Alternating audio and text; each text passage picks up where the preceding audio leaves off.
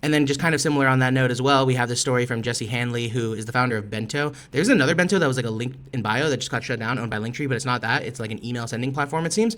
But he's just responding to the idea that SaaS is dead. People will just build their own. And I really agree with his point. He says people fundamentally do not want to own software. They do not want to manage developers or an AI, let alone build it themselves. They do not want to be responsible for mistakes. My kind of understanding of this is like the sign in with Google. Everyone just wants to sign in with Google and have a product that works. They want to know the company that's working on it is at the state of the art of the industry and is always keeping up to date with new technologies and how they can use those technologies for the industry and the problem they're trying to solve and the customer base. So his example as well is like, can I run Postgres myself? Sure. Is it better to have PlanetScale do it? Of course, because I can yell at Sam Lambert when things go wrong. That's the main thing. It's like the accountability. And that's the other thing like we were kind of realizing as well in the early stages of the AI boom is that even though AI can theoretically write the code, now we know there's a much deeper part to it, or at least me, like as I've matured and like really understanding software delivery, that like writing code is not even like that writing code is not the main bottleneck. It's actually human review and being able to roll back and architecture and database migrations. But even before that, I did realize that like there's always going to be like a human liability, human accountability piece where it's like, hey, you are the one who's in charge of the engineering. If the AI breaks it, you're the one who has to get in there and fix it. So you better understand how it works when the AI does fix it. So I definitely agree with this point. I'm kind of upset that like people are realizing this point so quickly